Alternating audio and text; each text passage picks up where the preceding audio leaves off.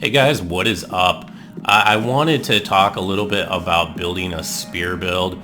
I actually recorded a bunch of audio for a full featured video on how to make a spear build.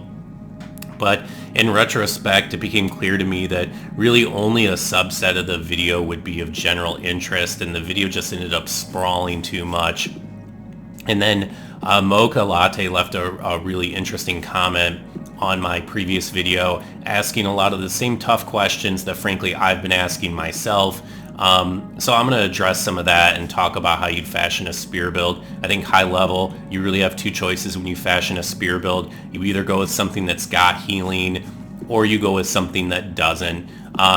I think especially if you're making a dedicated spear build or a build that would be used primarily for spears, you have to go with some sort of healing and regen build. I just don't see any other way around it. Of course, you can invade as a spear without it.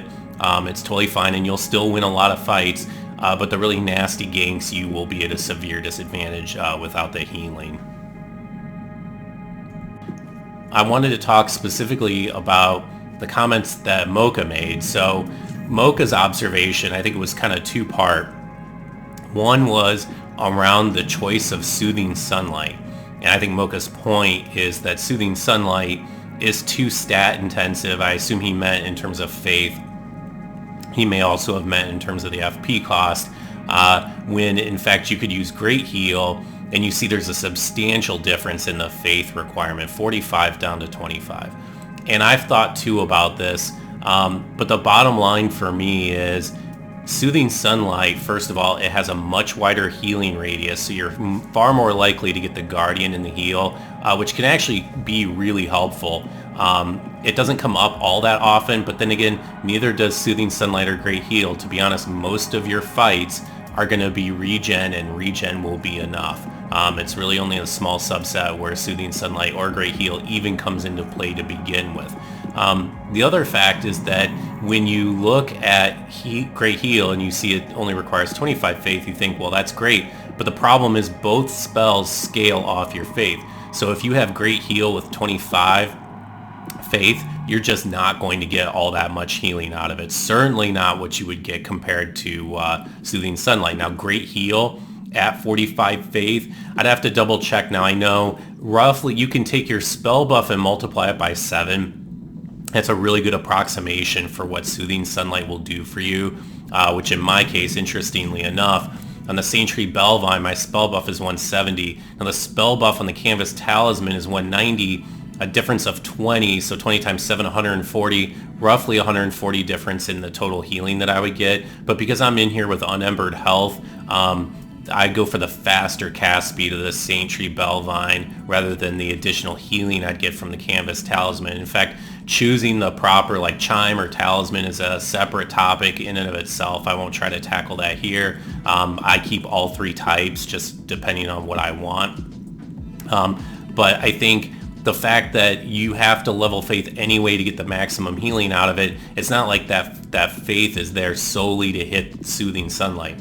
The other interesting point is that faith is your primary damage stat, at least if you go with lightning infused weapons, which you almost certainly want to on a build like this. Now, if I were building a dark build, like a 30-30 build, then I think the point would be definitely in Mocha's favor. I would go with Great Heal. I would go with Bountiful Light. And of course, Bountiful Light is interesting because it does not scale with your faith. So as soon as you hit the bare minimum, which I believe is 25 for Bountiful Light as well. Yes. So if you were on a 30-30 build, a dark build, Bountiful Light and Great Heal, definitely the way to go.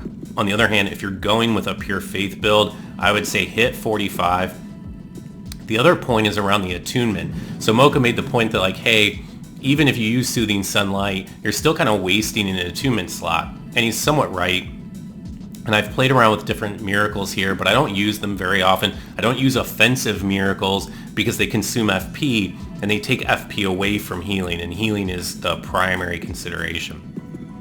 The challenge here is that you can think, well, I don't need those extra attunement slots, but they are still pulling a lot of value, and they're doing it in two ways.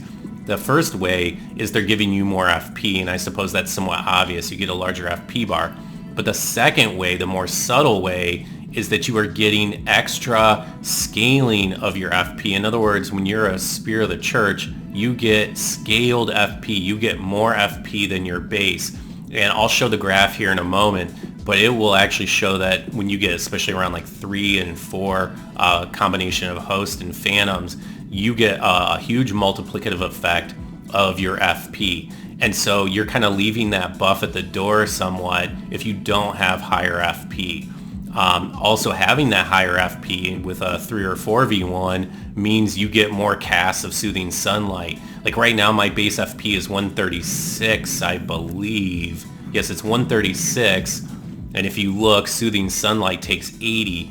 So I would only be able to cast it once without having to Estus. But in practical terms, because I don't use it unless it's like a 3 or 4 V1, I can usually get like one or two casts of Bountiful Light and Soothing Sunlight, sometimes 2 of each before having to Estus, which I would not be able to do if I took my attunement down to 14. Now, if I did take it down to 14, the benefit would be I would free up 4 soul levels. Where would I put those? Well, I could go with like dexterity or strength, and that would expand the number of weapons that I could equip, like to hit the base, but it wouldn't do much for damage. I could go with vitality, so I could wear heavier armor. Heavier armor actually is probably a good idea because, again, as a spear, you get scaling. You get extra defense that's scaled off your base defense. So think of it as like armor at low level. The same way armor at low level is really efficient, so too is armor really efficient as a Spear of the Church. In fact, you'll see that's why I've changed my setup somewhat. I have higher defense armor now than I had before, but could go in vitality. Endurance would be another good candidate. Endurance also gets scaled, gets made larger. I find nowadays I actually wear the Chloranthy Ring +3 and I don't really have stamina problems. If you saw my recent video, I was running out of stamina, and a lot of times that was because I didn't have the Chloranthy Ring, but once I do, it's fine. So I don't really need much more stamina. Of course, you could always have more vigor.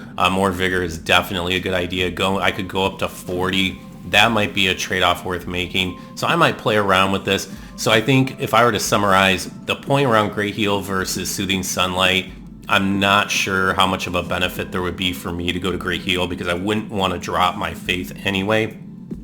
Great Heal may cast faster. That's certainly a consideration. But I think around the attunement, there's an argument to be made to drop that from 18 to 14. So I'll probably play around with that. I know Mocha said he was thinking about making a video.